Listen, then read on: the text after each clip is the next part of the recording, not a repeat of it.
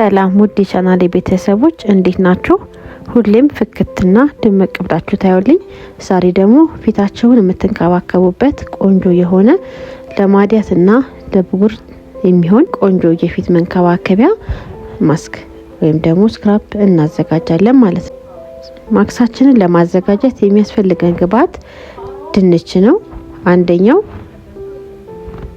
የተቀቀለ ድንችና ጥሬ ድንች ማለት ነው። ሁለቱንም እንጠቀማለን። ጥሬ ድንቹን ልጠን ካጠብን በኋላ እንፈቀፍቀዋለን።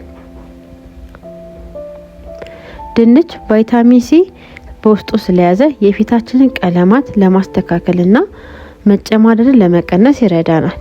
እንደዚሁም ቫይታሚን ቢ6 የፊታችንን ቆዳ ለማደስና የብጉር እብጠትን ለመቀነስ ያግዛል። ተጨማሪም ፖታሲየም ስላለው የፊታችንን ቆዳ ለማድረቅ እና ለማጽዳት ይረዳናል። እዚህ ጋር ለማድረቅ ስንል በተለይ ለወዛን ፊት ወደ መካከለኛ ፊት ለመመለስ ይረዳል ማለት ነው። እንደዚህ እንደምትመለከቱት ድንቼ ፈቅፍቄ ጨርሻለሁ። በመቀጠል በማጥለያ አድርጌ አጣራዋለሁ። እዚህ ጋር በዋናኝነት የምጠቀመውን ግብአት ፈሳሹን ነው። ከድንች ውስጥ የወጣውን ፈሳሽ ነው የምፈልገው። እንደዚህ በምታዩት መንገድ ጫን እያላችሁ ድንቻችሁን ከውሃው ላይ ማጣራት ትጀምራላችሁ። እሺ፣ በዚህ መንገድ አጣርቼ ጨርሻለሁኝ። በመቀጠል የምሰራው የተላጣውን ቅድም የተቀቀለውን ድንቼን ከቆራርጬ ለመፈጨት ዝግጁ ማድረግ ነው።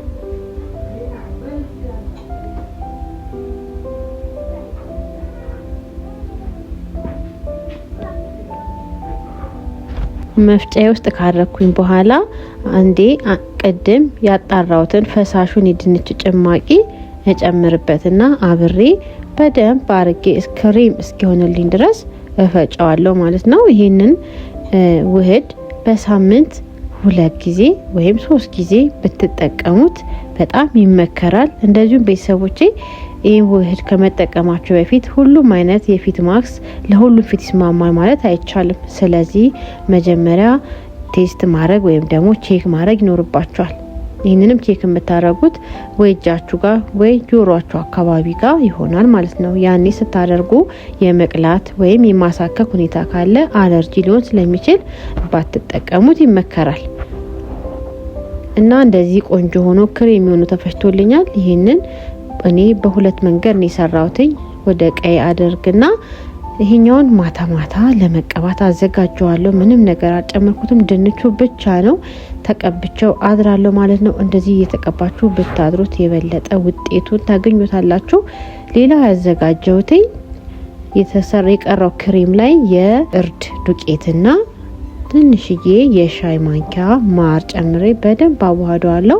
ይሄንን ቀን ለመቀባት ነው ያዘጋጀሁት ማለት ነው። ቀን ይሄንን እንቀባለን።